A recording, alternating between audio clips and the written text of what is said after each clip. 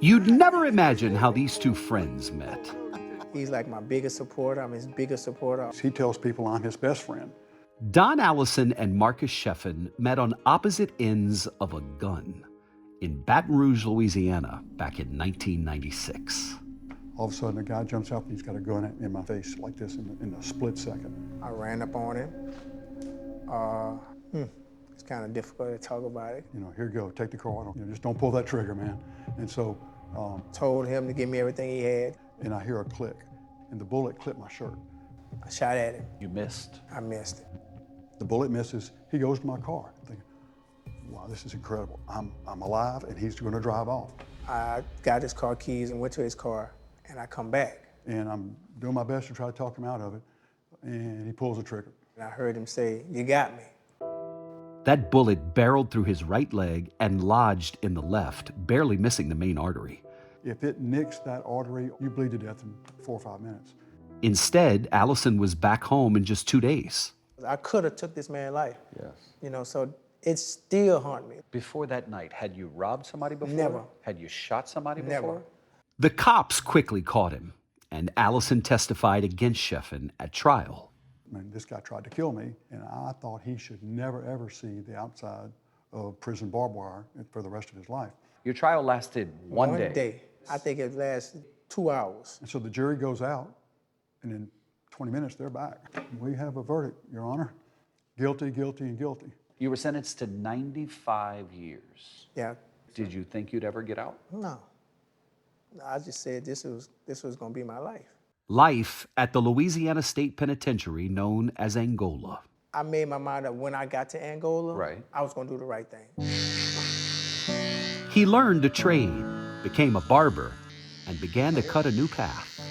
Sorry and accountability is two different things. That's right. What's the difference? You can say I'm sorry, but not taking accountability of what you did. Thank you for... So Sheffin began righting his wrongs by writing these letters. How many times did you write to Mr. Allison Oh. while in prison? 1, 2, 3, 4, 5, maybe 6. What were you trying to tell him in those letters? How sorry I was. Look, he wrote letters to me. I was not concerned that he was Did going those to... letters move your heart? Not a lot. You know, I was still the bulldog that wanted him to stay in for the rest of his life. But the very day in 2016 that Allison asked the parole board to keep Sheffin behind bars, My wife asked me the question, Don, do you think you did the right thing this morning?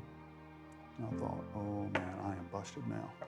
and that is when he found the Louisiana Department of Corrections Victim Offender Dialogue Program, which allowed Allison to meet face to face with the man who almost murdered him. Did he admit to you that he did it? Oh, absolutely. He said it right away. We talked for like 8 hours. I cried and we talked. What'd you tell him? I just told him I'm sorry. And Sheffin says it was important for him to also say that to a few more people. Actually, the main highlight to this is apologizing to his daughters and his wife. I'll never forget him looking us in the eye and apologizing to me and my sister and my mom, which meant a lot to us because I wasn't expecting that. It was really about my dad and Marcus. But it was so beautiful. It's one of my favorite moments of my life so far. How you been doing?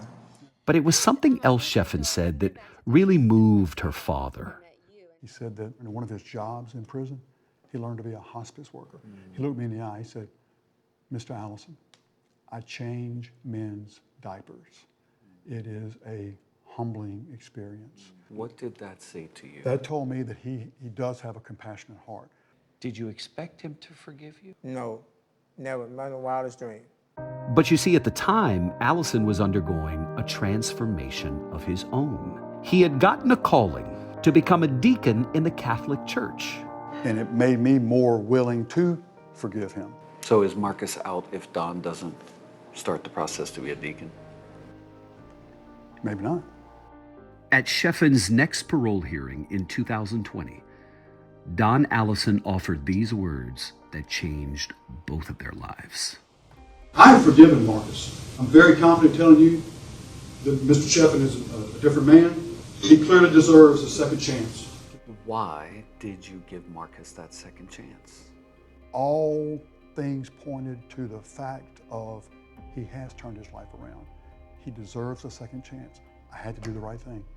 Yeah. And by doing the right thing, Don Allison insists it was more than just an attempted murderer who got a second chance. Because it was God's plan. It has turned me around. It has turned Marcus around. We've gone from, this is my worst nightmare, to this guy's a good friend of mine. Don Allison goes from being your victim, still hurts when you hear it, right? Your victim Yeah, it does.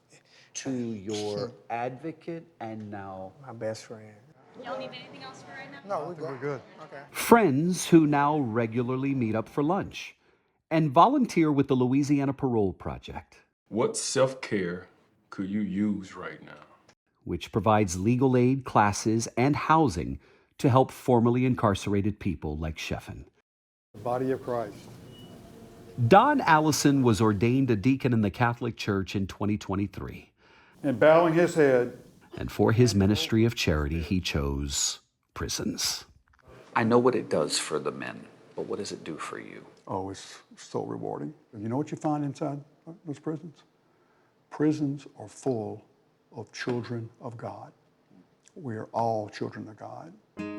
Together, they've even gone back to Angola, where Marcus served 13 of his 24 years, to reach out to the men still behind those bars. If I can help just one person to get out,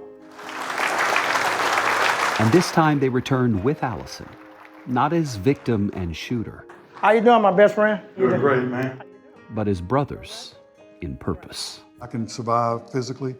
You can survive 24 years in prison. Right. Both become different people. Our paths cross back again. And here we are together, working together to help other people. What do you think?